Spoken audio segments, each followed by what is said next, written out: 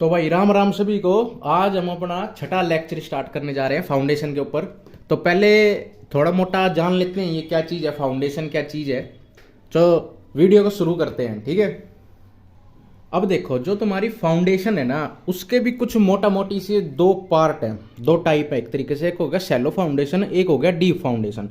जो shallow foundation है उसका ये तुम्हें कैसे पता चलेगा कि ये शैलो है, या तुम किसे कहोगे कहाँ से कहाँ तक की फाउंडेशन को तुम कह दोगे कि ये शैलो फाउंडेशन है या डीप फाउंडेशन है। तो वो क्राइटेरिया बताने के लिए जनरली जो हम मानते हैं वो है डेप्थ बाय विड्थ रेशो, जिसका 2.5 से कम हो या उसके बराबर हो उसे शैलो फाउंडेशन कहेंगे। और जिसका डेप्थ बाय विड्थ रेशो 5 से ज़्यादा होगा उसे हम डीप फाउंडेशन कहेंगे, ठीक है। डेप्थ और विड्थ कौन कौन सी, ये देख लो, ये फिगर है जिसके अंदर अपनी जो फुटिंग है वो ग्राउंड के अंदर है, ये तुम्हारा ग्राउंड लेवल है। अब जो ग्राउंड लेवल के अंदर डेप्थ होगी फुटिंग की, जो यहाँ से यहाँ तक, इसे डेप्थ ऑफ फुटिंग कह देंगे। और जो इसकी विड्थ होगी नीचे, ये विड्थ हो जाएगी इसकी। इन दोनों चीज़ का रेशो ही हमें क्या बताएगा कि ये चीज़ शैलो है या डीप है। फिर आया भाई बाप। बाप किसका? सोयल का, जिसे हम कहते हैं फादर ऑफ सोयल, किसे? तरजागी को। और जो तरजागी आया इसने भी अपना एक अलग क्राइटेरिया दे दिया कि जिसमें डीएफ बाय बी का रेशो अगर 1 से कम है उसे तो मैं कहूंगा भाई शैलो फाउंडेशन, और जिसका 15 से ज्यादा होगा रेशो उसे मैं कह दूंगा डीप फाउंडेशन। इसने एक अलग क्राइटेरिया दे दिया। अच्छा, पेपर में कौन सा करना है? पेपर में अगर तरजागी का लिखा आ जाए तो ये इन दोनों में से बताना। अगर पेपर में कुछ नहीं लिखा है तो तुम सिंपल लिखा है कि डी, जिसका डी बाय बी रेशो 2.5 से कम हो तो बता दो क्या चीज है, तो तुम्हें सिंपली ये वाले बताने हैं। आगे बात समझ में। फिर आगे थोड़ा डिस्कस कर लेते हैं अपना शैलो फाउंडेशन के अंदर। अब देखो, शैलो फाउंडेशन के अंदर एक क्राइटेरिया आईएस कोड ने हमें दिया हुआ है कि मिनिमम डेप्थ कितनी होनी चाहिए शैलो फाउंडेशन की? 0.5 मीटर बिलो ग्राउंड लेवल। मतलब इतनी तो कम से कम, आधा मीटर तो कम से कम होनी चाहिए। और देसी बात भाषा में समझो कि शैलो फाउंडेशन का मतलब हो गया जो कम गहरी है, और डीप फाउंडेशन का मतलब हो गया, डीप को हम किस नाम से और जानते हैं? पाइल फाउंडेशन में, जिसके जो बहुत ही गहरी हो, ठीक है। समझ में आ गया। अब क्या हुआ, शैलो फाउंडेशन के कुछ अलग अलग तरह की फुटिंग बनाते हैं हम इस शैलो फाउंडेशन को बनाने के लिए। वो कौन कौन सी तरह की फुटिंग है? एक हो गया भाई स्प्रेड फुटिंग कहते हैं जिसे, जिसका एक और नाम है या दो और नाम कह सकते हो तुम। आइसोलेटेड फुटिंग भी कह सकते हैं इसे हम, और पैड फुटिंग भी कह सकते हैं। ये सिंपल सिंगल कॉलम को का लोड लेती है, जो सिंपली हम ज़्यादातर देखते हैं घरों में, यही बनाई जाती है जो इस तरह की फुटिंग होती है, ठीक है। इस तरह की जो तुम्हें फुटिंग देखने को मिलेगी, ये वाली। तो ये क्या है, ये तुम्हारी स्प्रेड फुटिंग हो जाएगी। उसी तरीके से एक होती है स्ट्रिप फुटिंग, और जिसका दूसरा नाम कह सकते हैं हम वॉल फुटिंग। अब ये कैसी होती है? ये देखो, दिखने में कुछ ऐसी रहती है कि ये लंबाई में इसकी लेंथ बहुत ज़्यादा होगी, कुछ इस तरीके से, इसकी कुछ लेंथ रहती है, और ये दिखने में लंबाई में ये लंबी रहती है। जो इसकी ये वाली साइड होती है इसे हम एल से डिनोट करते हैं, और इधर इसको हम बी बिट से मानते हैं। अब एक छोटा सा क्राइटेरिया याद रखने के लिए रखना हो तो, जिसमें एल बाय बी का रेशो 5 से ज़्यादा हो उसे हम क्या कहते हैं? स्ट्रिप फुटिंग कहते हैं। ये वाली लेंथ जब ज़्यादा हो ना बिट्थ से, किससे? बिट्थ से, तो उसे हम स्ट्रिप फुटिंग कहते हैं। और एल बाय बी का रेशो जिसका 5 से ज़्यादा हो उसे स्ट्रिप फुटिंग में हम कंसीडर्ड करेंगे, ठीक है। ये पूरी सीधी लंबी वॉल बना देते हैं इसके ऊपर। आगे चलते हैं। अब आ जाता है कंबाइन फुटिंग। कंबाइन फुटिंग कैसी? मतलब मान लो एक ही फुटिंग पे दो कॉलम खड़े कर दिए। अब इसके अंदर भी एक कंडीशन और आ जाती है। मान लो दोनों कॉलम का लोड सेम हो तो हम उसे बिल्कुल सिमेट्रिकली प्लेस कर देंगे इस तरीके से, और तुम्हारा लोड है वो अच्छे से इवन तरीके से ट्रांसफर हो जाएगा। मान लो ऐसा हो जाए कि तुम्हारा एक कॉलम तो भाई ज़्यादा लोड ले रहा है, ज़्यादा बड़ा है, और एक छोटा कॉलम है, तब क्या करोगे? इसमें खास बात ये याद रखना, लोड की जो सीजी होगी अप्लाई होने वाली, और जो फुटिंग की सीजी होगी एरिया की, वो दोनों कोइंसाइड होनी चाहिए, एक ही जगह से पास होनी चाहिए। नहीं तो तुम्हारी फुटिंग को टिल्ट होने का काम मिल जाएगा, वो टिल्ट होने की कोशिश करेगी। वो टिल्ट ना हो इसलिए हम इनकी सीजी को कोइंसाइड कर देते हैं, दोनों की, लोड को भी और फुटिंग को भी। अब उसके लिए हम क्या करेंगे? हम उसके लिए पता थोड़ा सा ना चेंजमेंट कर देते हैं शेप में कंबाइन फुटिंग की। कैसे कर देते हैं? या तो हम उसको थोड़ा सा ट्रेपिजोडियल कर देंगे, इस तरीके से कर देंगे, ठीक है। अगर इस तरीके से लोड को फैलाने की कोशिश करेंगे कि उसका जो सीजी है वो कोइंसाइड हो जाए शेप के अनुसार, तो इसके अंदर ट्रेपिजोडियल कंबाइन फुटिंग का भी एक टाइप आ जाता है कंबाइन फुटिंग के अंदर, ठीक है। अब आगे आ जाते हैं। अब देखो आगे आ जाता है स्ट्रैप फुटिंग। स्ट्रैप फुटिंग का मतलब, मान लो तुम्हारे पास एक यहाँ पे फुटिंग थी और एक यहाँ पे फुटिंग थी, और इन पे अपने अलग अलग कॉलम खड़े थे, अब बीच में से अगर मैं एक स्ट्रिप की मदद से आपस में ऐसे जोड़ दूं तो ये एक तरीके की स्ट्रैप फुटिंग बन जाएगी, कंबाइन हो जाएंगे, ये जुड़ जाएंगे आपस में एक हल्की सी स्ट्रैप की मदद से, तो ये तुम्हारी हो जाएगी स्ट्रैप फुटिंग। और आगे आ जाता है कि तुम्हारा राफ्ट फाउंडेशन। राफ्ट फुटिंग कौन सी होती है, इसी का दूसरा नाम है तुम्हारा मैट, मतलब कि चटाई, मतलब पूरे प्लान एरिया पे कवर हो जाए। जो मान लो तुमने पूरी पूरी फुटिंग बना दी और इस पे तुम्हें यहाँ कॉलम खड़ा कर रखा है, यहाँ का रखा है, यहाँ का रखा है, यहाँ का रखा है, यहाँ का रखा है, इससे की ये क्यों बनाई जाती है, जब तुम्हारी सोयल, जब तुम्हारी फाउंडेशन शैलो फाउंडेशन हो और तुम्हारी जो सोयल है वो लूज हो नीचे की, तो हम पूरी की पूरी अपनी जो प्लान एरिया है वहाँ पे हम क्या करते हैं, राफ्ट फाउंडेशन का यूज़ करते हैं कि तुम्हारा जो लोड है वो ज़्यादा से ज़्यादा एरिया में ट्रांसफ़र हो सके। ठीक है, अब देखो, अब आ जाओ तुम्हारी डीप फाउंडेशन के अंदर। अब देखो इसको बड़े ध्यान से समझो, इसके अंदर दो तरह की फाउंडेशन आ जाती है। एक तो होती है पाइल फाउंडेशन जिसे हम पायर फाउंडेशन भी कहते हैं, और दूसरी होती है तुम्हारी वेल फाउंडेशन जिसे हम कैसन फाउंडेशन भी कहते हैं। अब पाइल फाउंडेशन के अंदर आओ, देखो पाइल फाउंडेशन किस तरीके से काम करती है। हम ना कुछ इस तरीके से ना लंबे लंबे पाइल्स लगा देते हैं अपनी फाउंडेशन के नीचे, जिसकी वजह से लोड कैरी ज़्यादा कर सके।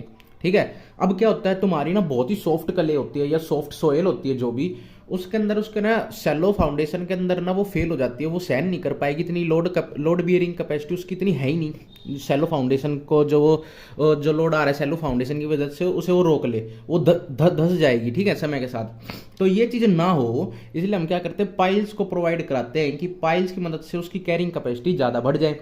अब वो किस तरीके से काम करता है, मान लो हमने फुटिंग के नीचे कुछ इस तरीके से पाइल लगाए हैं, और मैं अगर एक पाइल को जूम करके तुम्हें दिखा दूं यहाँ पे कि किस तरीके से काम करता है, तो मान लो तुम्हारा कोई लोड आता है तो वो किस तरीके से ये कैरी करते हैं या किस तरीके से ये सोयल में ट्रांसफ़र करते हैं। अब क्या होता है कि पाइल के अंदर ना दो मैकेनिज्म काम करते हैं, या तो तुम्हारा एंड जो होता है एंड, वहाँ से इसको रजिस्ट करना हो लोड तो इसे कहेंगे एंड बियरिंग पाइल्स। यहाँ से ये लोड को रजिस्ट करता है अपने पॉइंट से, अपनी टिप से। ठीक है, वो कैसे करता है, मान लो कि तुम्हारी बहुत ही सॉफ्ट सोयल क्ले थी और तुम्हें उससे पे लोड ट्रांसफ़र कराना है, फिर तुमने क्या करा, एक पाइल बनाया और उसके अंदर धसा दिया, और धसाने के बाद तुम उसको ना ऐसे स्ट्रेटा तक ले गए सोयल के जहाँ पे हार्ड रॉक प्रेजेंट है। ठीक है, मान लो ये हार्ड रॉक यहाँ पे प्रेजेंट है और ये जो तुम्हारी सोयल थी इतनी जितनी भी ऊपर की ये सारी सॉफ्ट थी, तो तुमने क्या करा, एक पाइल ड्रिवन करा और यहाँ जाके इसको यहाँ तक रख दिया है, और इसकी जो हाइट थी ये बहुत ज़्यादा थी, इसलिए ये हमने यहाँ पे क्या करा, पाइल का यूज़ करा। तो हमने यहाँ पे पाइल का यूज़ करके इसको ना बिल्कुल हार्ड स्ट्रेटा पे रख दिया, जिसकी वजह से यहाँ पे जो हमें बिल्डिंग भी बनानी थी, जो भी बिल्डिंग, उसका ये लोड आराम से ले सका।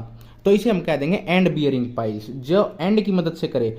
अब क्या होता है कि पाइल एंड से तो करता ही करता है, साथ में ना वो अपने चारों तरफ की मिट्टी है उसका भी इस्तेमाल करता है लोड कैरिंग कैपेसिटी में। कैसे करता है, अपने फ्रिक्शन की मदद से।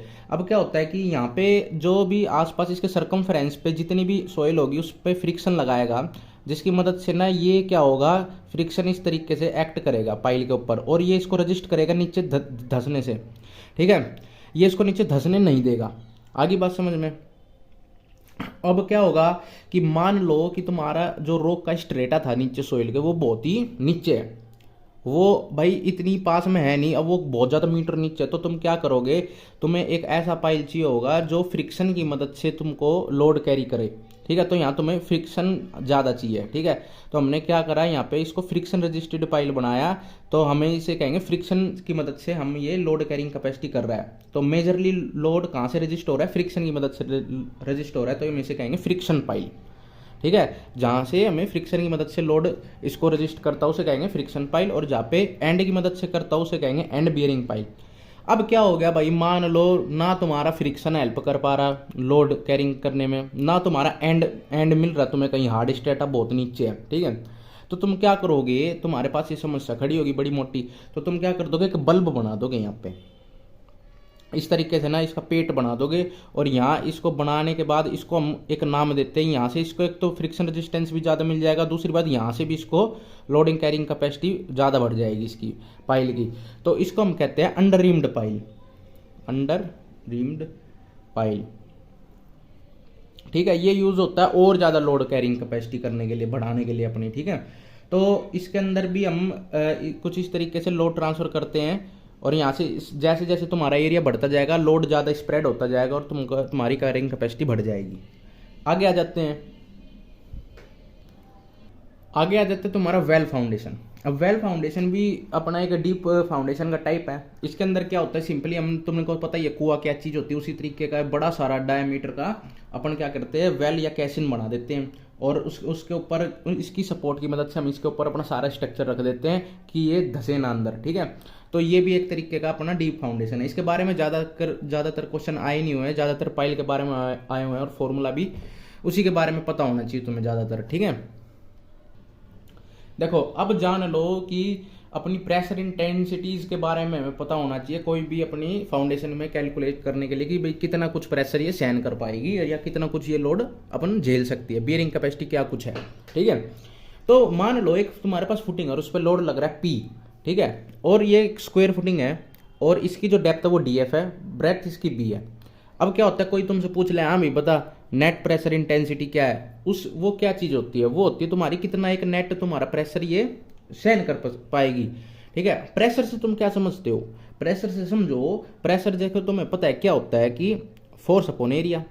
ठीक है, अब फोर्स क्या है, यहाँ पी है, मैंने रख दिया यहाँ पे पी, डिवाइड बाय में एरिया क्या है, यहाँ एरिया वो चीज होती है जो लोड ट्रांसफर के दौरान जो प्लान एरिया जो तुम्हारा चिपका हुआ है सोयल से। ठीक है, कौन सा लोड ट्रांसफर कर रहा है, कौन सा एरिया, जो फुटिंग का निचला एरिया होगा ना, तुम नीचे से देखोगे फुटिंग को, ये होगी ये ब्रेथ इनटू में वो वाली ब्रेथ। अगर मैं 3D डायग्राम पे बताऊं तो तुम्हारा ये वाला एरिया है, यहां से अगर तुम्हारा लोड लग रहा है, यहां से अगर तुम्हारा लोड लग रहा है ऊपर से इस तरीके से, और ये तुम्हारी फुटिंग है, जो तुम्हारा ये एरिया होगा, ये वाला एरिया, ये वाला नीचे से ये वाला एरिया तुम्हारा लोड को रजिस्ट कर रहा होगा। ठीक है, इसी और ये अगर मैं बी बिट्थ बता रहा हूँ और ये एक स्क्वायर फुटिंग है तो ये भी बिट्थ बी हो जाएगी, तो एरिया क्या हो जाएगा, बी इंटू बी हो जाएगा तुम्हारा एरिया। ठीक है, यहाँ पे तो लोड अपॉन में एरिया, एरिया क्या हो गया बी स्क्वायर, तो तुम्हारा यहाँ पे नेट इंटेंसिटी जिससे हम क्यू एन से डिनोट करते हैं। कोई तुमसे पूछ ले, छोटा मोटा क्वेश्चन कभी आ जाए, ठीक है, आया तो नहीं है फिलहाल, पर अगर आ जाए तो तुम क्या करोगे, इसका लोड जो लग रहा है डिवाइड बाय में इसका नीचे वाला एरिया। ठीक है, और तुमसे अब आगे कोई और पूछ ले कि भाई ग्रॉस प्रेशर इंटेंसिटी क्या चीज होती है, भाई ग्रॉस प्रेशर इंटेंसिटी होती है, देखो जो लोड था, जो तुमने नेट प्रेशर इंटेंसिटी निकाली थी P by B square plus में गामा डी एफ। गामा क्या है, तुम्हारा यूनिट वेट ऑफ जो सोयल है, ये चारों तरफ ये वाली, इसका गामा, और डीएफ यहां तक सोयल का कितना एक लोड है वो हम इसमें और ऐड कर देंगे, क्योंकि फुटिंग के ऊपर भाई साहब ध्यान से देखो इस सोयल का भी तो लोड पड़ रहा है। ग्रोस मतलब ओवरऑल जो लोड पड़ रहा है फुटिंग बनने के बाद, देखो जो ये सोयल थी यहाँ वाली और यहाँ वाली, इसका भी तो लोड पड़ रहा है, तो मैंने क्या करा, इसका भी लोड और ऐड कर दिया इसमें, सिंपल, तो वो हो गया ग्रोस प्रेशर इंटेंसिटी। ये दो फॉर्मूले थे, मेन इसे याद कर लो। अब देखो तुम्हें ये चीज पता करनी है कि तुम्हारी जो सोयल है उसकी बियरिंग कैपेसिटी क्या है, उसके लिए डिफरेंट तरीके निकाले गए। क्या कौन कौन से तरीके, एक तो पहला तरीका हो गया एनालिटिकल मेथड हो गया, जिसके अंदर हम कोई टेस्ट वेस्ट नहीं करते हैं, कंडीशंस के हिसाब से हम पता लगाते हैं इसकी क्या कुछ कैपेसिटी होगी, क्या कुछ फेलियर होगा। ठीक है, फेलियर पता करने के लिए मेनली कि भाई कहाँ सोयल तुम्हारी फेल हो जाएगी। और कुछ फिर आगे हमने फील्ड टेस्ट भी लिए, फील्ड टेस्ट की मदद लेते हैं बियरिंग कैपेसिटी निकालने के लिए, और कुछ बिल्डिंग कोड्स हैं उनकी भी जरूरत पड़ती है। ठीक है, तो पहले एनालिटिकल मेथड देख लेते हैं। देखो अब एनालिटिकल मेथड के अंदर आ जाओ, इसके अंदर क्या कह रहा है, देखो कुछ 3 तरह की कंडीशन इसने बता दी कि भाई जनरल शियर फेलियर और तुम्हारा पंचिंग शियर फेलियर और लोकल शियर फेलियर, ये कुछ चीजें होती हैं। अब क्या होता है कि सबसे पहले जनरल शियर फेलियर क्या चीज होती है, जब तुम्हारा भाई देखो इस तरीके से लोड लग रहा हो फाउंडेशन पे और तुम्हारा सोयल है वो इस तरीके से बाहर निकल आए, ऊपर ग्राउंड सरफेस पे ना ऊपर की तरफ हीविंग हो जाए, हीविंग मतलब टिल्ला बन जाए भाई, ऊपर की तरफ सोयल उठी आई भाई जैसे ही लोड लगाया फाउंडेशन पे, और इसे कहते हैं जनरल शियर फेलियर। इसमें क्या होता है कि जो तुम्हारी फेलियर प्लेन होता है ना वो ग्राउंड तक रीच हो जाता है। ठीक है, जो फेलियर प्लेन की लाइन है ग्राउंड तक रीच हो जाती है, और इसके अंदर क्या होता है टिल्टिंग भी हो सकती है तुम्हारी फाउंडेशन की, आगे बात समझ में। और ये क्या होता है, सडन होता है तुम्हारा जनरल शियर फेलियर में, एकदम शियर होता है सडन। ठीक है, सडन में क्या होगा, यहाँ पे टिल्टिंग भी हो सकती है भाई, देखो फाउंडेशन की, आगे बात समझ, यहाँ पे हीविंग होती है बहुत ज़्यादा, सोयल की हीविंग हो जाती है, मतलब ऊपर टिल्ला बन जाता है सिस्टम का, आगे बात समझ में। और क्या था, फेलियर पैटर्न वेल डिफाइंड होता है इसके अंदर भी। आगे चलते हैं, आगे देखो तुम्हारा लोकल शियर फेलियर, इसके अंदर क्या होता है, एक सेकेंड हाँ, इसके अंदर क्या होता है देखो, जब लोड लगता है, जो तुम्हारा फेलियर प्लेन है वो ग्राउंड तक रीच नहीं कर पाता, बस नीचे नीचे इस तरीके से रहता है। इसके अंदर ना थोड़ी सी हीविंग होती है, मान लो हल्की सी हीविंग हो जाएगी, बस हल्की फुल्की, इतनी ज़्यादा नहीं होगी जितनी इसमें हुई थी। ठीक है, इसके अंदर टिल्टिंग भी नहीं होती भाई। ठीक है, टिल्टिंग भी नहीं होने के चांस है इसके अंदर, और ना ये ना सडन नहीं होता, ये टाइम लगाता है ये सब होने में। आगे बात समझ में। और आगे हम चलते हैं अगर पंचिंग सीयर में, तो इस तरीके से देखो पंच हो जाना, मतलब कि अंदर की तरफ धस जाना, सिंपल। हीविंग वगैरह बिल्कुल नहीं होगी इसके अंदर। इसके अंदर कुछ इस तरीके से ना सीयर आ जाएगा तुम्हारी नीचे फुटिंग के अंदर। और क्या होता है यहाँ पे बिल्कुल भी टिल्टिंग नहीं होगी, टिल्ट नहीं होगा। ठीक है, और ये लूज सैंड के अंदर देखने को मिलता है ज़्यादातर पंचिंग सीयर फेलियर। ठीक है, और ना यहाँ पे हीविंग भी नहीं होगी, ना टिल्टिंग होगी। और ये एक तरीके से क्या होता है कि जो लूज सोइल होती है, जो बिल्कुल ही भी क्षमता नहीं होती जिसके अंदर, वो एकदम से धस जाती है। ठीक है, और जो सोयल है वो नीचे की तरफ बैठती है, उनमें क्या हो रहा था, ऊपर की तरफ निकलने की कोशिश कर रही थी हल्का हल्का। ठीक है, तो ये कुछ चीज़ें हैं, ये कुछ कंडीशन है एनालिटिकल जो हमें पता होनी चाहिए। देखो कुछ एक इंपॉर्टेंट बात समझ लो कि जो डीप फाउंडेशन होती है उसके अंदर ना भाई देखो पंचिंग सीयर फेलियर हम मानते हैं, उसके अंदर पंचिंग सीयर फेलियर होता है। अगर ग्रेनुलर सोयल की बात करें तो यहाँ पे जनरल सीयर फेलियर की बात हम मानते हैं, एज्यूम करते हैं कि वहाँ पे जनरल सीयर फेलियर होगा जनरली। और पता है क्या, मान लो कि तुम्हारा ना सीयरिंग रेजिस्टेंस का जो फाई था वो अगर तुम्हारा 30 से बड़ा है, 36 से बड़ा है, तो तुम्हारा जनरल सीयर फेलियर इस वाली सोयल में मानेंगे, ग्रेनुलर सोयल में। अगर तुम्हारा फाई तुम्हारा छोटा हो जाए 29 से या उसके बराबर हो जाए, तो हम लोकल सीयर फेलियर मान लेंगे ग्रेनुलर सोयल में। ठीक है, लोकल सीयर फेलियर। ठीक है, ये दो कंडीशन थी, ये कभी कभी क्या पता पूछ ले, फिर भी बता दी, इंपॉर्टेंट बात थी। ठीक है, देखो अब हमारे बीच ना ये क्या हुआ, तरजागी भाई साहब आया, ये यूं बोला कि भाई मैं बताता हूँ तुम्हें एक थ्योरी बियरिंग कैपेसिटी के लिए, क्या कुछ मैंने कैलकुलेशन करी है निकालने के लिए। इसने कुछ एक फॉर्मूला वगैरह दे दिया था। ठीक है, तो उसको बनाने के लिए उसने पता है क्या क्या एज्यूम करा था। जो उसने एज्यूम करा था ना, जो अपने ऑब्जेक्टिव है क्वेश्चन, उसके अंदर एजप्शन वगैरह आ जाती है कई बार। तरजागी ने क्या क्या एजप्शन ली थी बियरिंग कैपेसिटी ऑफ सॉइल निकालने के लिए। ठीक है, अगर मैं बात करूं इसने क्या मान के बात करी थी, इसने मान के बात करी थी कि भाई स्ट्रिप फुटिंग होगी अपनी पहली बात तो। ठीक है, अब मैं क्या मान रहा हूं, तरजागी बोला मैं नू मान रहा हूं कि भाई अपनी होगी स्ट्रिप फुटिंग, जिसकी मतलब लेंथ तो बहुत बड़ी है विड्थ से। ठीक है, इसने तो स्ट्रिप फुटिंग मान के कैलकुलेशन करी थी अपनी। और इसने क्या क्या चीज मानी थी, इसने माना था जनरल शियर फेलियर अपना, जो मतलब कि ना सेलो फाउंडेशन होगी, ये तो बात है ही है। मतलब सेलो फाउंडेशन जो तरजागी ने क्या क्राइटेरिया दिया था, DF/B जिसका स्मॉलर देन 1 हो। ठीक है, ये क्राइटेरिया दिया था अपना सेलो के लिए। एक तो इसने ये चीज मान ली, दूसरी चीज मानी इसने तुम्हारा जनरल शियर फेलियर होगा इस वाली फुटिंग के अंदर, ये इसने चीज एज्यूम कर ली पहले ही। ठीक है, और क्या मानना, जनरल शियर फेलियर मान लिया। और इसने क्या क्या चीजें मानी थी, और देखो मोटी मोटी बात समझो, इसने सोयल इज होमोजीनियस, ये तुम्हें पता होगा, सोयल इज होमोजीनियस इसने मान लिया। और इसने मान लिया कि 2D प्लेन स्ट्रेन है, 2D प्लेन है अपना जहाँ पे ये कंडीशन हो रही है। और इसने माना कि base of footing is rough, जो तुम्हारी फुटिंग है उसका जो बेस है वो रफ है, एक चीज ये मान ली। और इसने मानी कि लोड इज वर्टिकल और सिमेट्रिक, मतलब इसेंट्रिक लोड नहीं है तुम्हारा, मतलब सिमेट्री पे है, बिल्कुल लोड बीच में से आ रहा है कॉलम के। ठीक है, फुटिंग तक, ये उसने चीज मान ली थी। ठीक है, ये चीज उसने मानी। और उसने क्या मानना कि तुम्हारा ग्राउंड है, जो ग्राउंड सरफेस है वो हॉरिजॉन्टल है, कोई भी इंक्लिनेशन नहीं है अपने ग्राउंड के अंदर। ठीक है, उसने नू कह दी। फिर कह दी भाई तुम्हारा जो शियर स्ट्रेंथ ऑफ जो सोयल है, जो भी हम शियर स्ट्रेंथ के बारे में डिस्कशन करेंगे वो मोर सर्कल की मदद से करेंगे। ठीक है, एक चीज उसने ये मान ली, मोर सर्कल, मोर कूलम्ब क्राइटेरिया है जो वही गवर्न करेगा तुम्हारा शियर स्ट्रेंथ को। इसने ये कुछ एजप्शन दी थी, ये दिमाग में बिठा लेना, कई बार क्वेश्चन के अंदर डायरेक्ट ये एजप्शन आ जाती हैं। ठीक है, उसी तरीके से इस तरजागी भाई साहब ने हमें कुछ फॉर्मूले दे दिए। देखो, नेट अल्टीमेट बियरिंग कैपेसिटी, इसका मतलब कैव्यू का मतलब होता है net ultimate bearing capacity of soil. इसका इसने फॉर्मूला दिया CNC प्लस गामा एन का प्लस में 0.5 B गामा एन गामा। अब ये तुम्हें NC एन क्यू और एन गामा दिख रहा है, ये तुम्हारे फैक्टर्स लिए हैं इसने, इनकी वैल्यू कभी क्वेश्चन में आ भी गया बाई चांस क्वेश्चन इस फॉर्मूले पे, तो ये तुम्हें दी मिलेगी।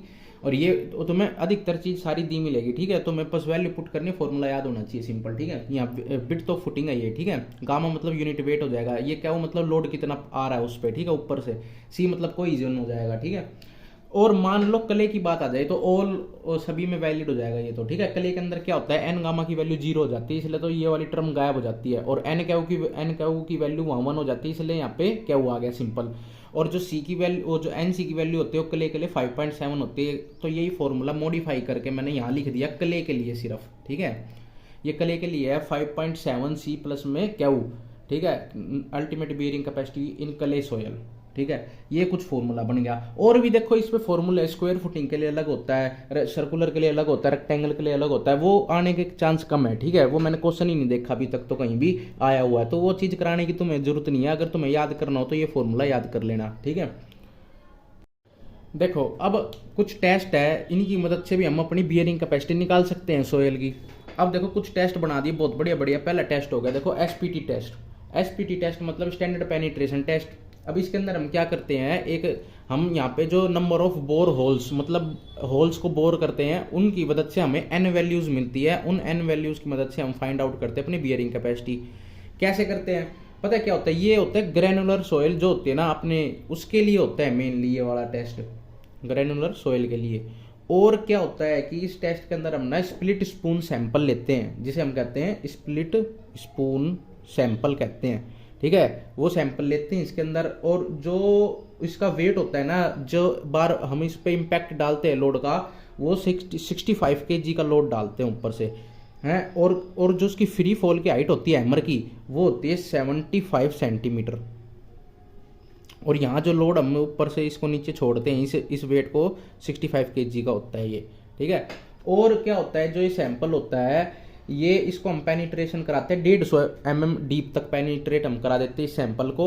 और जो ये सैंपल है इसके अंदर हम होल्स को बोर करते हैं, जिसकी मदद से हमें एसपीटी एन वैल्यूज मिलती है, जिसकी मदद से हम क्या करते हैं बियरिंग कैपेसिटी अपनी निकाल लेते हैं। इस टेस्ट के बारे में ज़्यादा कुछ अभी तक आया नहीं हुआ है, मेन अपना प्लेट लोड टेस्ट है, ठीक है।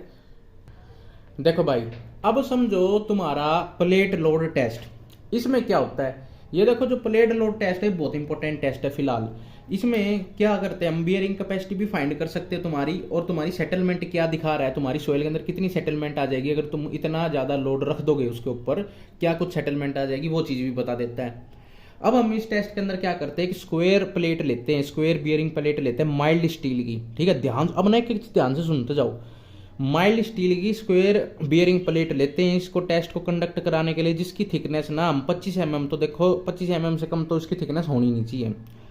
दूसरी बात, जितनी और जो उसका साइज होता है वो 300 mm से लेकर 750 mm तक वेरी करता है, कुछ भी हो सकता है इसके बीच में। अब तुम ये सोच रहे हो छोटा साइज लेंगे, जब तुम्हारी डेंस सैंड होएगी और तुम्हारी लूज सैंड जितनी होती चली जाएगी उतना चौड़ा साइज हम लेते चले जाएंगे। आगे बात आ जाती है, देखो लोड हम किस तरीके से इसके अंदर डालते हैं, 70 ग्राम पर सेंटीमीटर स्क्वायर के हिसाब से हम लोड इस पे सबसे पहले डालना स्टार्ट करते हैं, फिर उसके हिसाब से इसको इंक्रीमेंट करते रहते हैं लोड की, और फिर हम देखते हैं कि क्या कुछ सेटलमेंट आई। पहले हम देखते हैं 1 मिनट पे क्या सेटलमेंट आई, फिर हम देखेंगे कि 2.25 मिनट बाद क्या सेटलमेंट आ रही है, फिर देखेंगे 4 मिनट बाद क्या सेटलमेंट आ रही है, फिर हम देखेंगे 6.25 मिनट बाद क्या सेटलमेंट आ रही है, फिर 9 मिनट बाद क्या सेटलमेंट आ रही है, फिर देखेंगे 16 मिनट बाद क्या आ रही है, फिर देखेंगे 25 मिनट बाद क्या सेटलमेंट आ रही है। कुछ इस हिसाब से हम अलग अलग टाइम इंटरवल पे अपनी सेटलमेंट को चेक करेंगे, ठीक है। और फिर हम पता लगाएंगे कि क्या कुछ सेटलमेंट आई, और उसके हिसाब से हम एक ग्राफ प्लॉट कर देंगे कुछ इस तरीके का, और पता लग जाएगा हमें कि भाई इतना लोड गिरने पे इतनी सेटलमेंट आ रही है, तो हमें अगर फाउंडेशन बना देंगे तो क्या कुछ सेटलमेंट देखने को मिलेगी और क्या कुछ इसकी बियरिंग कैपेसिटी है। दूसरी बात, हम जो ये टेस्ट को कंडक्ट करते हैं एक ना 5 गुना बड़ा गड्ढा खोद के करते हैं। जो प्लेट का साइज लेंगे ना उसका 5 गुना चौड़ा गड्ढा लेंगे, उसके ऊपर अपन यहाँ प्लेट धरेंगे और फिर यहाँ पे लोड लगाएंगे, इसके ऊपर लोड धरेंगे इसके ऊपर घना सारा, और फिर ये सेटलमेंट हमें बताएगा, ठीक है। दूसरी बात ये है कि ये जो टेस्ट है ये अपना ना इमीडिएट सेटलमेंट बताता है, मतलब कि ये कंसल्टेट सेटलमेंट नहीं बताएगा, जो मैंने तुम्हें बताया था लॉन्ग टर्म वाली सेटलमेंट होती है, ये इमीडिएट सेटलमेंट बता देगा एक तरीके से, ठीक है। ये क्ले के लिए बड़ा इंपॉर्टेंट टेस्ट है। और ना ये जो टेस्ट कंडक्ट करा जाता है ये वहीं कंडक्ट करा जाता है जहाँ तुम्हारे सोयल, जो तुम्हारी फाउंडेशन की डेप्थ है ना, जहाँ पे तुम्हारी रखी जाएगी एक्चुअल में उस बिल्डिंग की फाउंडेशन, जिस डेप्थ पे, उसी डेप्थ पे हम इसको खड्डा खोद के वहाँ पे अपना इंस्ट्रूमेंट सेट वेट करके वहाँ देखते हैं इसकी बियरिंग कैपेसिटी क्या कुछ आ रही है, ठीक है। ये था अपना प्लेट लोड टेस्ट। देखो अब आ जाता है, देखो तुम्हारा सेटलमेंट हमें कंप्यूट करनी है। जो तुमने क्या करा है, एक जो प्लेट लोड टेस्ट था उससे तुम्हारे पास ना वैल्यू आ गई। अब तुम्हें बताना है कि भाई प्लेट लोड टेस्ट में तो देखो ये कुछ सेटलमेंट हो गई थी, तो अब बता दो फाउंडेशन जब यहाँ हम असली की रख देंगे तो क्या कुछ सेटलमेंट आएगी, वो चीज़ निकालने के लिए फॉर्मूला है। अब क्या करेंगे, देखो यहाँ पे ब्रेथ ऑफ जो तुम्हारी विड्थ है तुम्हारी फाउंडेशन की वो रख देंगे। जो तुम्हारी प्लेट लोड टेस्ट की जो प्लेट थी उसकी विड्थ रख देंगे। यहाँ पे भी प्लेट लोड टेस्ट की विड्थ या फाउंडेशन की विड्थ ये 0.3 0.3 इनका होल स्क्वायर कर देंगे। और जो तुम्हारी वो प्लेट लोड टेस्ट की सेटलमेंट आई थी उसकी वैल्यू यहाँ रख देंगे और तुम्हें एस एफ की वैल्यू मिल जाएगी जब तुम इसको सोल्व कर दोगे। ठीक है, सिंपल फॉर्मूला क्वेश्चन आ जाता है, करेंगे अभी क्वेश्चन आएगा इस पर। ठीक है, देखो अब थोड़ा सा तुम्हारा कौन पेनिट्रेशन टेस्ट के बारे में कई बार पूछ लेता है। इसके अंदर देखो क्या होता है कि एक कौन होता है उसको हम पेनिट्रेट कराते हैं, उसका एरिया जो रहता है वो 10 सेंटीमीटर स्क्वायर के हिसाब से कुछ रहता है, और जो अपेक्स एंगल रहता है उसका 60 डिग्री रहता है। और ये भी टेस्ट तुम्हारा bearing capacity of the soil बताने में मदद करता है। बस इतना सा इसमें याद रखना है। ठीक है, अब आगे चलते हैं। देखो छोटी सी चीज ये समझो कि जो तुम्हारी बियरिंग कैपेसिटी होती है वो किस किस चीज से इफेक्ट पड़ता है उस पर। ठीक है, अगर मैं कोइजन लेस सॉइल की बात करूं, C = 0 की बात करूं, जिसमें कोइजन नहीं होता, वो सॉइल की अगर मैं बात करना चाहूँ तो उसके अंदर क्या क्या चीज इफेक्ट करेगी बियरिंग कैपेसिटी को सॉइल की। एक तो रिलेटिव डेंसिटी क्या है सॉइल की, मतलब कि फ्रिक्शन एंगल क्या है। ठीक है, एक तुम्हारा एंगल ऑफ फ्रिक्शन है जो वो, एक तुम्हारा डेप्थ ऑफ फुटिंग क्या है ये अफेक्ट करेगा, एक तुम्हारा विड्थ ऑफ फुटिंग क्या है ये चीज अफेक्ट करेगी, एक यूनिट वेट ऑफ सॉइल क्या है जिसमें गामा से मैं डिनोट कर रहा था, क्योंकि तुमने देखा होगा फॉर्मूले के अंदर मैंने गामा प्लस गामा DF भी करा था। ठीक है, नेट अल्टीमेट के साथ। ठीक है, तो ये भी इफेक्ट करता है। और तुम्हारा ग्राउंड वाटर टेबल की क्या कुछ डेप्थ है, क्या क्या पोजीशन है, वो ग्राउंड लेवल पे है या ग्राउंड से नीचे है, वो चीज भी इफेक्ट करती है बियरिंग कैपेसिटी को। देखो जो तुम्हारे सामने फॉर्मूला दिख रहा है ये फॉर्मूला है तुम्हारा इलास्टिक सेटलमेंट का। इससे मतलब कि ना ये एक सिंपल बस एक फॉर्मूला याद रखो, इसे कई बार पूछ लेता है क्वेश्चन के अंदर। थोड़ा हायर लेवल का बता देता हूँ हल्का सा कि तुम्हारी इलास्टिक सेटलमेंट क्या होगी इस फाउंडेशन की, तुमसे पूछ ले, सिंपल फॉर्मूला आ जाता है तो उसमें क्या बताओगे, elastic settlement is equal to में QB1 - μ² बाई E इंटू में इन्फ्लुएंस फैक्टर IF। यहाँ क्या क्या है, तुम्हारा जो नेट फाउंडेशन प्रेशर है वो है, बी तुम्हारा इसके अंदर विड्थ ऑफ फुटिंग है, और यू तुम्हारा पॉइजन रेशो हो जाएगा, ई तुम्हारा मॉड्यूलस ऑफ इलास्टिसिटी है, और IF तुम्हारा क्या हो जाएगा, इन्फ्लुएंस फैक्टर हो जाएगा। बस इतना से तुम इसमें ध्यान रखो। देखो अब आ जाते हैं तुम्हारे ना जो फुटिंग का बिहेवियर होता है वो किस प्रकार का होता है, कि भाई जब हम किसी दूसरे टाइप की सोयल पे डाल दे तो फुटिंग किस तरह का बिहेवियर करेगी। मान लो तुम्हारी जो सोयल है वो क्ले है, अब क्ले के ऊपर तुम फुटिंग डाल दो और उस पर वजन डाल लो तो तुम्हारा वो बिहेवियर किस टाइप का करेगी। देखो इस तरीके से वो फ्लेक्सिबल, हाँ देखो ये बात है कि हम यहाँ फ्लेक्सिबल फुटिंग की बात कर रहे हैं। जो फुटिंग फ्लेक्सिबल होगी उस कंडीशन में क्ले के ऊपर क्या बिहेवियर होगा, देखो इस तरीके से वो बैंड होने की कोशिश करेगी, और जो स्ट्रेस डिस्ट्रीब्यूशन होगा तुम्हारा वो कुछ इस तरीके से होगा। ठीक है, कन्वेक्स साइड पे तुम्हारा ये तुम्हारा स्ट्रेस डिस्ट्रीब्यूशन होगा, कुछ इस तरीके से सोयल का बिहेवियर होगा। वहीं अगर मैं ग्रेनुलर की बात करूं तो यहाँ पे तुम्हारा स्ट्रेस डिस्ट्रीब्यूशन कुछ कनकेव की साइड पे होगा, कुछ इस तरीके से तुम्हारा यहाँ पे स्ट्रेस डिस्ट्रीब्यूशन हो जाएगा सोयल का, और ये सारा का सारा तुम्हारा फ्लेक्सिबल पेमेंट का बिहेवियर होगा। किस पे, इस पे होगा, मतलब कोर्स ग्रेन सोयल हो गया, ग्रेनुलर सोयल, उस पर तुम्हारा बिहेवियर ऐसा होगा। ये फिगर की फिगर आ जाती है, ये फिगर ध्यान में बिठा लो। ठीक है, एग्जाम में ऑब्जेक्टिव आ जाती है, बता दो ये फिगर किसके लिए है, ये फिगर किसके लिए है, तो ये फिगर है flexible footing on clay soil और flexible footing on granular soil. ठीक है, आगे आ जाओ। ये देखो अगर अब मैं बात करूं तुम्हारी रिजिड फुटिंग के बारे में, तो रिजिड फुटिंग के अंदर क्ले के अंदर कैसा बिहेवियर करेगी। देखो रिजिड का मतलब जो रिजिड है फुटिंग हिल नहीं रही। अगर जो फ्लेक्सिबल में मैंने पीछे क्या बताया, फुटिंग था वो इस तरीके से बैंड हो रही थी जैसे ही लोड लग रहा था, देखो यहाँ फुटिंग बैंड नहीं होगी और फुटिंग रहेगी स्ट्रेट। जो भी बैंड होएगा वो होगी तुम्हारी सोयल, तो सोयल कुछ इस तरीके से बिहेव करेगी और तुम्हारा लोड होगा वो इस तरीके से डिस्ट्रीब्यूट होगा तुम्हारी फुटिंग पे। और वहीं अगर ग्लैनुलर सोयल पे अगर तुम ये सिस्टम बना देते हो तो क्या होता है, देखो कि तुम्हारी जो फुटिंग पे लोड पड़ेगा वो तो सीधी रहेगी, तो सीधी भी रहेगी तो, और ग्रैनुलर सोयल क्या होता है नीचे से कुछ इस तरीके की शेप ले लेती है और तुम्हारा स्ट्रेस डिस्ट्रीब्यूशन कुछ ऐसा हो जाएगा। ठीक है, ये 4 फिगर है, 4 तरह की कंडीशन है, इसको ध्यान रखना बहुत इंपॉर्टेंट है। ये डिफ्लेक्टेड शेप बना रखी है मैंने, ठीक है, कि फुटिंग की कैसी कुछ डिफ्लेक्टेड है। रिजिड में तो रिजिड रहेगी, स्ट्रेट रहेगी, और फ्लेक्सिबल में थी तो फुटिंग भी ऐसे मुड़ रही थी। ठीक है, और ग्रैनुलर में ऐसे मुड़ रही थी। बस ये चीज ध्यान रखना।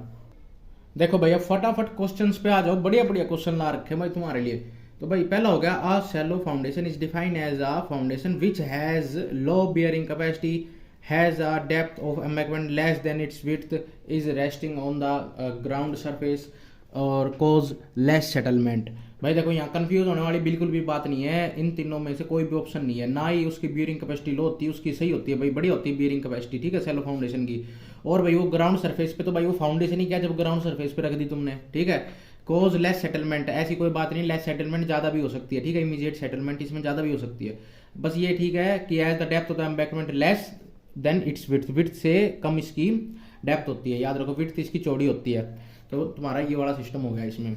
आगे चलो, आगे कह रहा है plate load test is useful to estimate, क्या चीज़ एस्टिमेट करने का काम आता है, both bearing capacity and settlement of the foundation, consultation of soil, bearing capacity of the soil, settlement of the soil. मैंने तुम्हें बताया था कि ये bearing capacity as well as settlement करने के फाउंड आउट आता है, ठीक है। तो ये हो गया, कंसल्टेशन ऑफ सोयल नहीं बताता, ये बताता है सिंपल इमीडिएट सेटलमेंट, याद रखो प्लेट लोड टेस्ट, ठीक है। ये लॉन्ग टर्म नहीं बताता, कंसल्टेशन का मतलब हो गया लॉन्ग टर्म, बाद में होने वाली सेटलमेंट, ठीक है। आगे चलो, आगे आगे तुम्हारे पास एक numerical 300 mm square bearing plate settles by 15 mm in plate load test. ये देखो प्लेट लोड टेस्ट वाला न्यूमेरिकल है, मैंने तुम्हें फॉर्मूला बताया था, इसमें पूछ रखा था settlement of the prototype shallow. तुम्हें प्रोटोटाइप लिखा दी जाए तो समझ जाना कौन सा फॉर्मूला पूछ रहा है। देखो इसमें क्या कह रहा है, देखो ये फॉर्मूला मैंने तुम्हें बताया था इस चीज के लिए, S F upon S P is equal to में B F upon B P plus 0.3 divide by में बी एफ प्लस 0.3 का होल स्क्वायर, ठीक है। ये तुम्हें फॉर्मूला मैंने बताया था कि अगर तुम्हें प्लेट लोड टेस्ट का डाटा गिवन है और तुम्हें सेटलमेंट ऑफ फुटिंग निकालनी है तो तुम इस तरीके से निकाल सकते हो। दूसरी बात यहाँ पे क्या कह रहा है कि प्लेट लोड टेस्ट में कोई जीव सोयल बोला इसने, कोई जीव सोयल के लिए इस फॉर्मूले के अंदर हमने नेग्लेक्ट कर देते कुछ चीज़, और ये फॉर्मूला सिंपल एक ना छोटा फॉर्मूला बन जाता है क्ले सोयल के लिए। कोई जीव का मतलब हो गया क्लेई सोयल, ठीक है। तो यहाँ पे कह रहा है क्या, क्ले सोइल के लिए, कोई जीव सोइल के लिए, तो S F upon S P ये फॉर्मूला बन जाएगा क्ले के लिए B F upon B P, क्योंकि क्ले के अंदर हम मानते हैं कि ना लीनियरली, मतलब सेम लीनियरली नहीं, बिल्कुल मतलब कि सेम टू सेम तरह का जो सेटलमेंट हुई है प्लेट लोड टेस्ट में, सेम सेटलमेंट तुम्हारी फुटिंग के अंदर भी उसी कंडीशन में होगी। तो सिंपल हमने ये फॉर्मूला यूज करना है कोइजन के लिए, कोई जीव फोर्स के लिए, ठीक है। सिंपल। अब क्या क्या गिवन है, सारी चीज रखो। तो एस एफ तुम्हें निकालना है सेटलमेंट ऑफ फुटिंग, ठीक है। एस पी तुम्हें गिवन है कितना हुआ है, 15 mm हुई है भाई, ठीक है, प्लेट लोड टेस्ट की सेटलमेंट। और अगर मैं बी एफ की बात करूँ तो यहाँ पे 1 गिवन है 1 मीटर की फुटिंग है। और अगर मैं बी पी की बात करूँ, मैं सारी चीज मीटर में रख रहा हूँ ये वाली, और सेटलमेंट रख रहा हूँ mm में, याद रखना ये बात, ठीक है। और मैं यहाँ पे बीपी की वैल्यू रख रहा हूँ 0.3, क्योंकि 300 mm गिवन है क्वेश्चन के अंदर, 300 mm गिवन है, और यहाँ पे मेरे को मीटर में रखना है तो 0.3 रख दिया। इसको मैं अगर सोल्व करूंगा सारी चीज़ें लगा लूँ के, तो एस एफ की वैल्यू यहाँ से मेरे पास प्रकट हो जाएगी, लगभग नू लगा लो 50 आ रही है, 50 mm लगभग आ रही है। तो देखो ऑप्शन के अंदर मैच हो रहा है, कहीं पे हो रहा है भाई ये।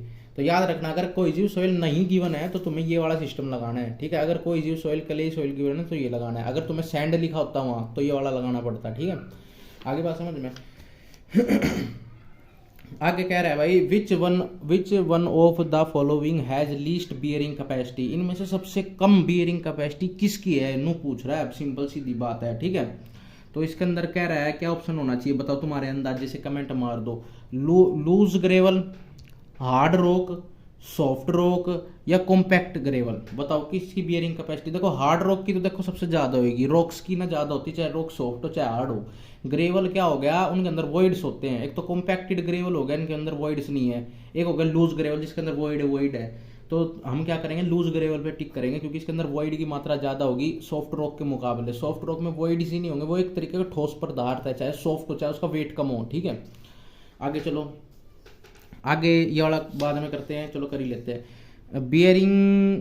Bearing point bearing piles match करने, देखो तुम्हें कौन सा चीज़ किस चीज़ के लिए है, टाइप ऑफ फाउंडेशन दी हुई है ये वाली, और इसका कहाँ यूज़ करते हैं वो पूछ रखा है, ठीक है। तो पॉइंट बियरिंग पाइल्स कहाँ यूज़ करते हैं, सीट पाइल्स, कॉम्पैक्शन पाइल्स और बैटर पाइल्स। ऑप्शंस है कुछ, to retain soil filling, to transfer heavy load, to strong stratum below the weak stratum, to resist lateral loads, to densify loose soil. तो इसका option देखो क्या हो सकता है, सोचो कि जो अपना पॉइंट बियरिंग पाइल है वो जो पाइल्स होते हैं वो ट्रांसफ़र करने के काम आते हैं हैवी लोड्स को। जो तुम्हारा पॉइंट बियरिंग पाइल्स है, जो मैंने भी पढ़ाया था, जो पॉइंट के थ्रू अपनी बियरिंग कैपेसिटी या लोड को रजिस्ट करते हैं किसी हार्ड स्टेटा पे जाके, वो उसके अंदर क्या होता है कि उसके अंदर तुम्हारा simply load transfer, heavy load transfer to strong strata, हम स्ट्रॉन्ग स्ट्रेटा तक हैवी लोड को ट्रांसफ़र करते हैं पॉइंट बियरिंग पाइल से। तो 1 का हो गया, एक हो गया 2। सीट पाइल्स कहाँ यूज़ होते हैं? To retain the soil filling. Sheet piles होते हैं to retain the soil fillings में, ठीक है। आगे क्या होगा? कॉम्पैक्शन पाइल्स कहाँ यूज होते हैं? To densify the loose soil. जो लूज सॉइल होती है ना, उसको कॉम्पैक्ट करा जाता है, उसको कॉम्पैक्ट करके डेंस बनाया जाता है। तो उस कंडीशन में हमारा कॉम्पैक्शन से समझो कॉम्पैक्शन पाइल्स, ठीक है, वो यूज होते हैं। तो सी का 4 हो गया। बैटन्स पाइल की अगर मैं बात करूं तो बैटर पाइल्स वे पाइल्स होते हैं जो to resist the lateral loads, जो लेटरली जो लोड्स आते हैं, जो साइड से लोड लगते हैं वहां पे इनको खड़े कर देते हैं पाइल्स को, कि जो साइड के लोड है वे रजिस्ट कर पाए। तो बेटर पाइल्स आ गया ये वाला ऑप्शन, ठीक है, समझ में आ गई। आगे चलो, आगे होता है black cotton soil. Black cotton soil is not suitable for foundation because of its. क्यों यूज नहीं करते ब्लैक कॉटन सोयल को? मैंने तुम्हें बताया था बहुत गंदी सोयल में से मोंट मोरोनोलाइट का इसके अंदर सबसे ज्यादा कंटेंट होता है, और स्वेलिंग भी यहाँ सबसे ज्यादा होगी ब्लैक कॉटन सोयल के अंदर। तो इसके अंदर बताओ तुम्हारा क्या कुछ ऑप्शन आ जाता है इसके अंदर? देखो, लो बियरिंग कैपेसिटी कह रहा है, इसलिए हम यूज सुटेबल नहीं है, कोहेसिव है, इसलिए या स्वेलिंग या श्रिंकेज है, ब्लैक कलर के कारण, काला है इस मारी नहीं यूज करता, कभी नु कह दो नहीं। इसका आंसर आएगा स्वेलिंग ज़्यादा होता है, क्योंकि इसमें मोंट मोरोलाइट का कंटेंट ज़्यादा होता है, बेकार होती है सोयल ये। आगे चलो, D the depth of the soil is foundation is usually calculated from. जो तुम्हारी डेप्थ फाउंडेशन की वो किससे कैलकुलेट करी जाती है? बता दो, बता दो वो क्या, कौन सा फॉर्मूला मैंने बताया था? रैंकाइंस फॉर्मूला, न्यूटन्स फॉर्मूला, डी गटर्स फॉर्मूला? नहीं भाई, रैंकाइंस फॉर्मूला है भाई, जिससे तुम डेप्थ ऑफ फाउंडेशन फाइंड कर सकते हो रैंकाइंस फॉर्मूले से, ठीक है। तुम्हें नहीं पता वैसे मैं बता दूं, कुछ कुछ ऐसा फॉर्मूला होता है, वो gamma D 1 plus sign five by में 1 माइनस साइन फाइव। तो ऐसा कुछ तुम्हें फॉर्मूला देखने को कभी कभी मिल जाए, वैसे चांस कम है। तो वो रैंकाइंस फॉर्मूला कुछ गिवन है, रैंकाइन बाबू ने दिया सही है हमें अपना फाउंडेशन के लिए। तो आगे चलते हैं, विच of the following factor can affect the bearing capacity of soil. तो कौन सा फैक्टर अफेक्ट करता है? मैंने तुम्हें फैक्टर्स कराए थे, बताओ इसके अंदर कौन सा क्या सिस्टम होएगा? ग्रेन साइज ऑफ सोयल होएगा, शेप ऑफ फुटिंग करता है, या साइज ऑफ फुटिंग करता है, या ऑल ऑफ अबव करता है? भाई ग्रेन साइज तो करेंगे ही करेंगे, ठीक है, क्योंकि भाई वॉइड आ जाएगा, ज़्यादा बड़े साइज होंगे तो, और वेल ग्रेडेड होंगे तो कम वॉइड्स होंगे तो कम बियरिंग कैपेसिटी बहुत अच्छी होगी। तो शेप ऑफ फुटिंग हो गई तुम्हारी, शेप ऑफ फुटिंग भी भाई मैटर करती है भाई। देखो बियरिंग कैपेसिटी में सर्कुलर हो गई या स्क्वायर हो गई या रेक्टेंगल हो गई, उन सब के लिए अलग अलग फॉर्मूले होते हैं, देखो, और उस फॉर्मूले के अंदर उनकी वैल्यूज अलग अलग लेते हैं। क्यों लेते हैं? क्योंकि उन सबका अलग अलग असर पड़ता है शेप फैक्टर का। आगे चलो, साइज ऑफ फुटिंग में बिल्कुल भाई, जितने ज़्यादा एरिया होगा उतना ज़्यादा एरिया में स्प्रेड कर पाएंगे हम लोड को, और उतना ज़्यादा वो लोड बियरिंग कैपेसिटी ज़्यादा होगी। तो ऑल ऑप्शन इसमें सही है भाई, देखो मेरे को तो ऐसा लग रहा है सारे सही हैं। आगे चलो, the two criteria for the determination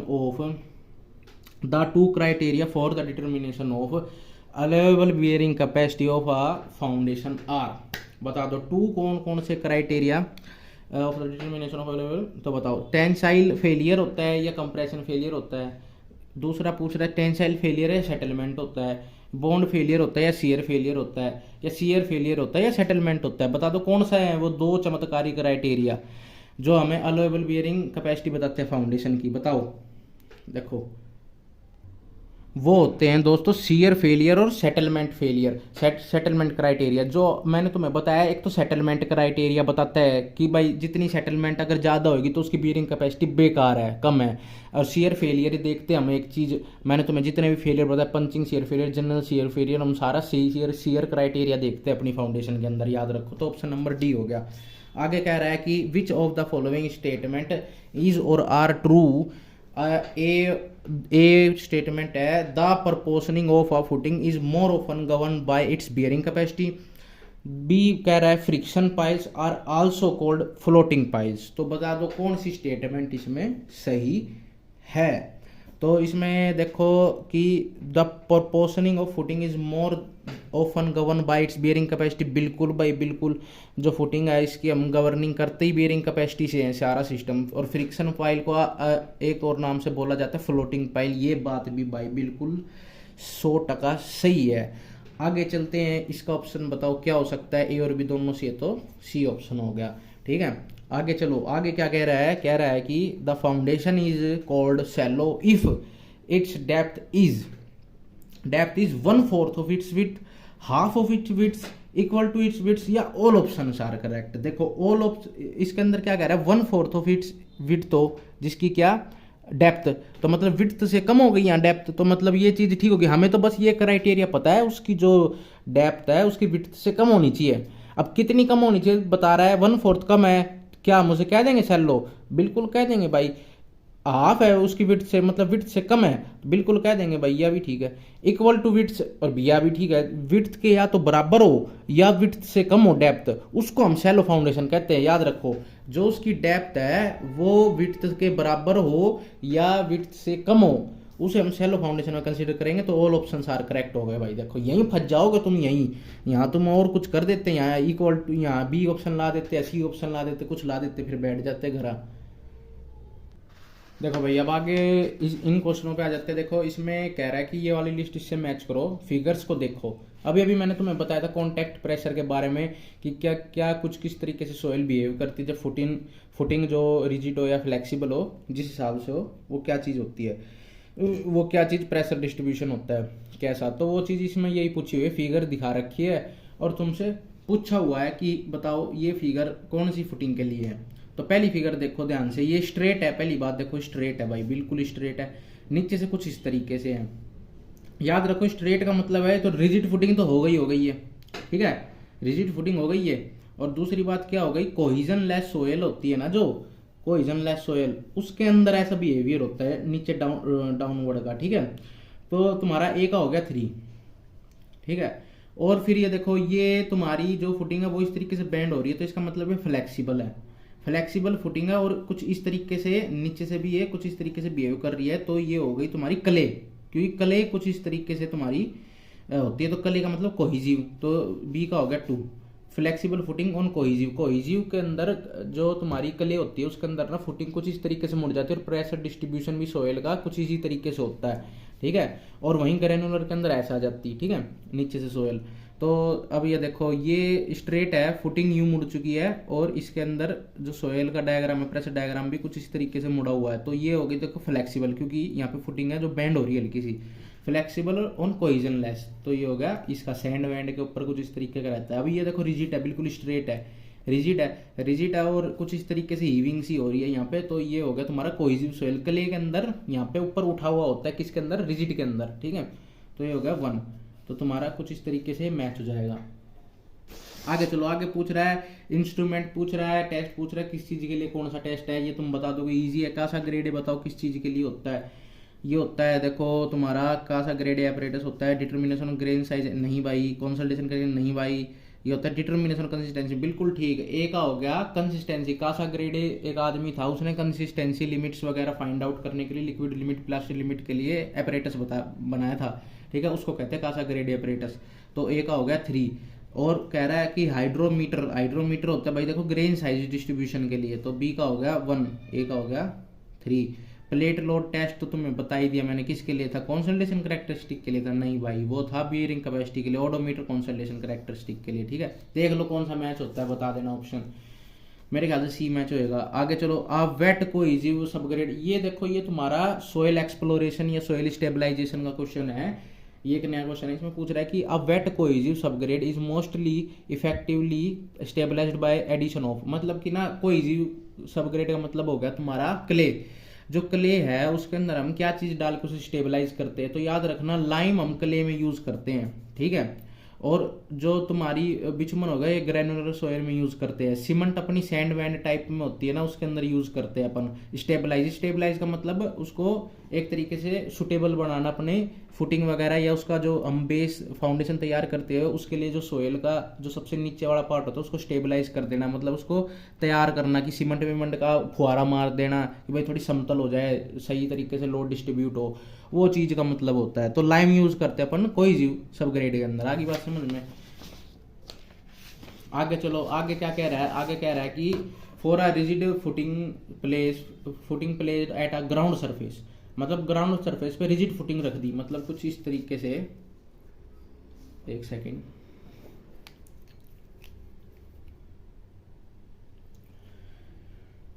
कुछ इस तरीके से तुम्हारी क्या रख दी अपन ने, फुटिंग रख दी ग्राउंड पे ही, ठीक है, फुटिंग पे ग्राउंड पे रख दी। तो आगे कह रहा है कि कांटेक्ट प्रेशर बता दो, वो भी सैंड पे, भाई ये सैंड है। और कह रहा है कांटेक्ट प्रेशर किस हिसाब का होगा, is maximum at the edges, is zero at the edges, distribution in parabolic, in uniform through out the base of the footing. तो भाई देखो अगर तुम्हारी सैंड है तो देखो कुछ इस तरीके, और रिजिड है तो देखो स्ट्रेट रहेगा, और तुम्हारा जो सैंड के अंदर ऐसे इस तरीके का होता है रिजिड के अंदर, ठीक है, तुम्हें पता ही है डायग्राम। तो देखो अब क्या कैसे बिहेवियर आ रहा है, देखो एज तो इसके एज है जो इसके ये वाले एज वो तो है ही नहीं सोइल के अंदर डूबे हुए, तो वहां तो इसका कोई असर होगा नहीं, तो इस जीरो एट द एज ये बात तो इनकी ठीक होगी, ठीक है। और डिस्ट्रीब्यूशन इस पैराबोलिक, या बात भी इनकी कति ठीक होगी। मैक्सिमम एट एजिज हो ही नहीं सकता क्योंकि बाहर है फाउंडेशन ग्राउंड सरफेस से, यूनिफॉर्म भी नहीं हो सकता भाई, ठीक है। तो तुम्हारा हो गया तुम्हारा ऑप्शन नंबर सी, ठीक है, 2 और 3। आगे चलो, आगे कह रहा है विच of the following factor affect the bearing capacity of the cohesive soil. अभी मैंने क्वेश्चन अभी पीछे भी ले करवाया है, ये क्वेश्चन तुम खुद करोगे, कोई दिक्कत आती है बताना, इसका आंसर कमेंट मार देना, ठीक है। आगे चलो, आगे कह रहा है लाइम स्टेबलाइज्ड ऑफ, इसमें कह रहा है consider the following lime stabilization of the soil leads to, मतलब अगर हम लाइम स्टेबलाइजेशन कर देते हैं सॉइल के अंदर तो उससे क्या हो जाता है, डिक्रीज हो जाती है क्या श्रिंकेज लिमिट, इंक्रीज हो जाती है प्लास्टिक लिमिट, डिक्रीज हो जाती है liquid limit, flocculation of the clay soil, क्या फ्लोकुलेशन हो जाता है क्ले पार्टिकल्स का, ये चीज पूछ रखी है। देखो ये क्वेश्चन ना रिपीटेडली भाई मैंने देखा, इस क्वेश्चन में डीडीए के प्रीवियस ईयर में भी आया हुआ है ये क्वेश्चन, ठीक है। ये एसएससी जेई वगैरह ये क्वेश्चन बड़ा अच्छा क्वेश्चन है सॉइल एक्सप्लोरेशन या सॉइल स्टेबलाइजेशन के चैप्टर से। तो देखो अब क्या होता है, लाइम ऐड करने से ना क्या होता है दोस्तों, अपनी जो श्रिंकेज लिमिट है वो बढ़ती है, कम नहीं होती है। तो पहली स्टेटमेंट तो देखो कट गई। अब अगली चीज कह रहा है कि तुम्हारे से कह रहा है कि इंक्रीज इन प्लास्टिक लिमिट, बिल्कुल भाई प्लास्टिक लिमिट इंक्रीज होती है, लाइम डालते जाओगे ना वो उसके अंदर प्लास्टिसिटी आती जाएगी। और आगे कह रहा है लिक्विड लिमिट डिक्रीज होती है, बिल्कुल भाई लाइम डालोगे तो पानी सूखता जाएगा और वो लिक्विड लिमिट डिक्रीज होती जाएगी, यह बात भी कति जहर एक नंबर की, ठीक है। आगे कह रहा है flocculation of the clay particle, बिल्कुल भाई क्ले पार्टिकल है उसका फ्लोकुलेटन स्ट्रक्चर हो जाता है जब हम लाइम डालते हैं, ठीक है। तो यह 3 बात ठीक होगी, 1 2 3, तो यहाँ देखो 2 3 4 ये वाला ऑप्शन नंबर डी। तो तुम्हारा मोटा मोटा मैंने सारा करा दिया है तुम्हारा सोयल के अंदर, ठीक है। तुम्हारा नून लगा लो भाई, तुम सारे नून ला लो, तुम्हारा नून लगा लो 95 सिलेबस, 95% सोयल कंप्लीट हो गई है।